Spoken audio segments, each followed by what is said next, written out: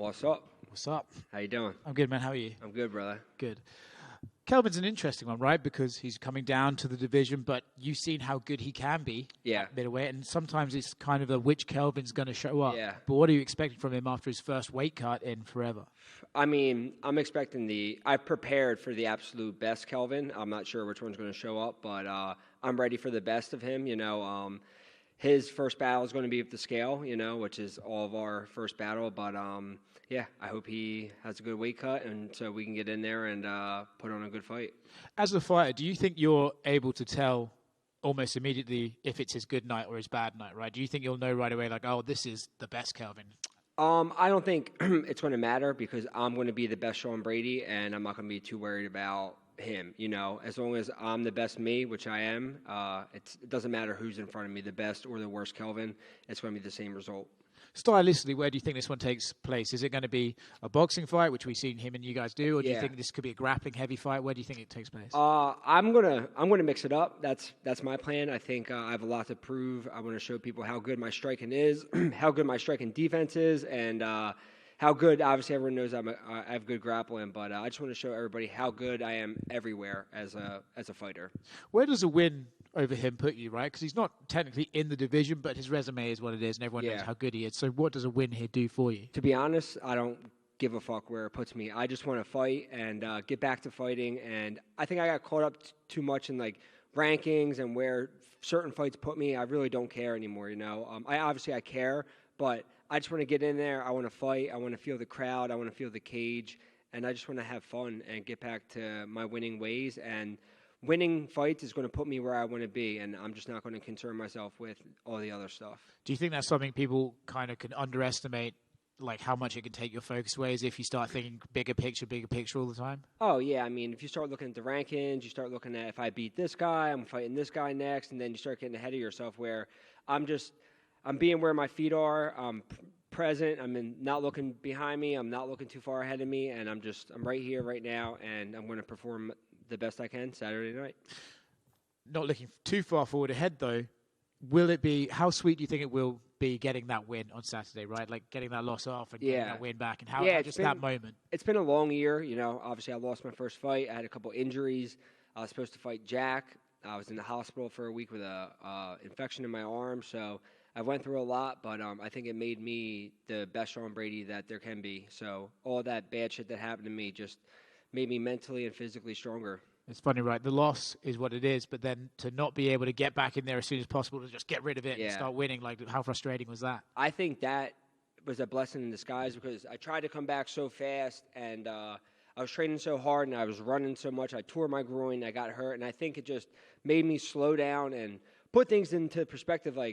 Fighting it's a huge part of my life, but it's not my whole life. I used to be so consumed with just focusing on winning, focusing on this, focusing on that. Now, I've trained so much differently since losing my fight. I think I'm just a completely different person, and I just can't wait to show it. And obviously I wanted to get that taste out of my mouth, but it is what it is. When you're fist fighting, there's going to be a winner, there's going to be a loser. I've won a lot more than I've lost, so I'm doing pretty good already. I've lost one fight in my entire career, and it is what it is. I'd agree with that. Hey, Sean. What's going on?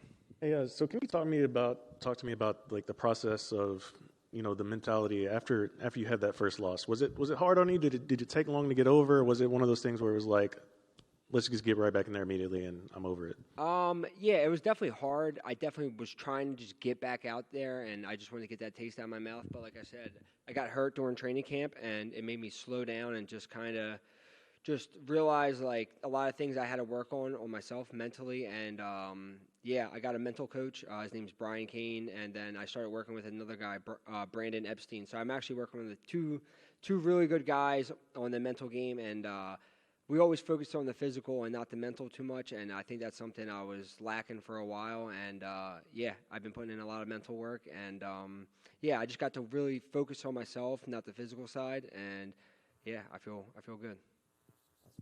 And I know you said before, if Kelvin does show up a little bit overweight on the scale, you still want to fight, obviously, and you'll be happy to take his purse. Yeah, I mean, a couple pounds, I'll take some extra money. So as long as he's just not too heavy to where other people have to intervene, but he can miss by a couple, and I'll take that 20%.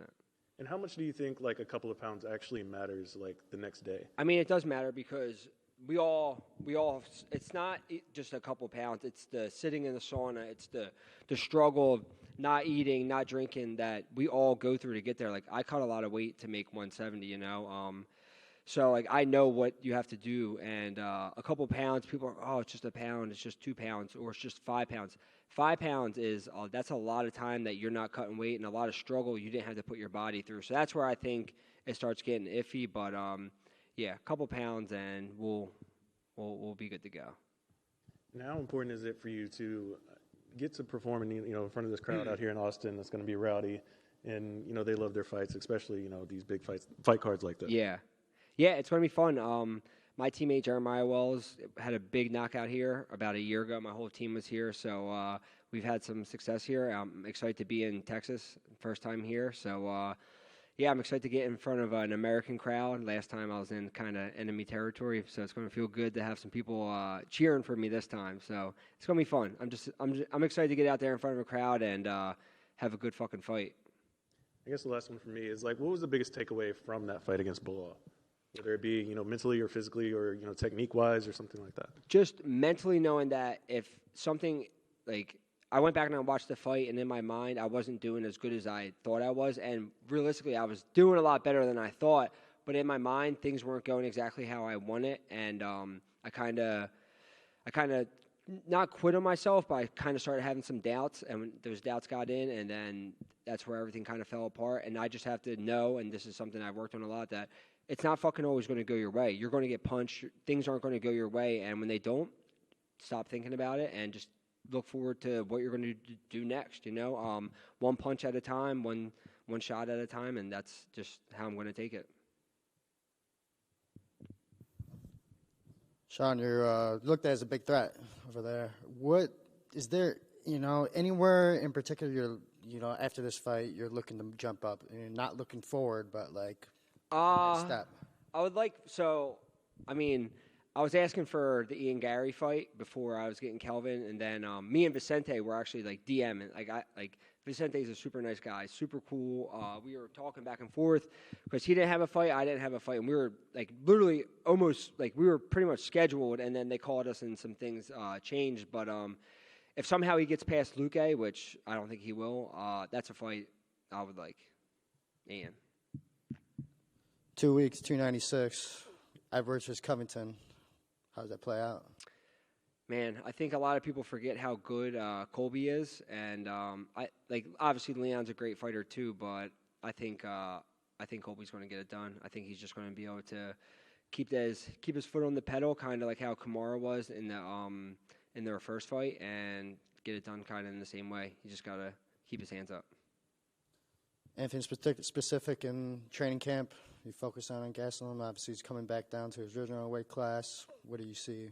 I brought in Drew Dober for this camp. So I brought in, obviously, southpaws, shorter, stockier guys. So got a lot of training in with them. And, just doing the right work and not like something in the past I used to do. I would always do too much in the gym. I would do extra runs, do extra rounds where that's where my body would start to break down. And now, like, I'm getting a little bit older, just being smarter, knowing I do so much work already. I don't have to do all this super extra stuff to where I start hurting myself and I start breaking myself down. Now I just feel like I found a sweet spot of training and recovery, and, yeah, I feel great.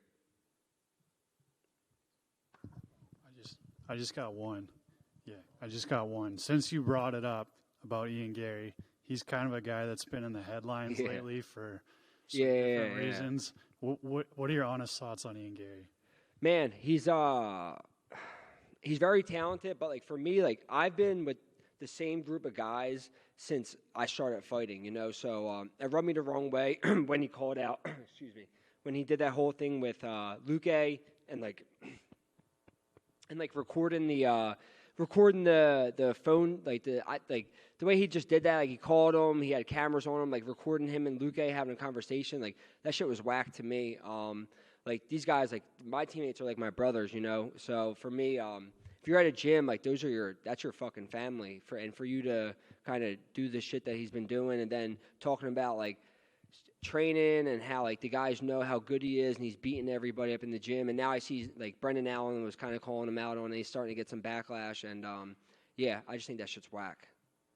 How would you handle that if somebody was in your gym constantly filming, like with a camera? Well, he wouldn't be because like we're not a super gym. We're not this big gym. We're a small gym in Philly. We got good guys out. Like we got a lot of good guys, but we're a family. You know, you come in, you start pulling out your phone, like let alone fucking actual like cameras. Like that shit's getting shut down. Like we're not like that. You know, we're not going to film everything. So God forbid you leave our team and say you did do something to one of our guys. You're out there posting, and training's training. You know, so you can do whatever you want in training, but you get out there and fight the guy, it's going to be a completely different story. So, yeah, I'm just not into that.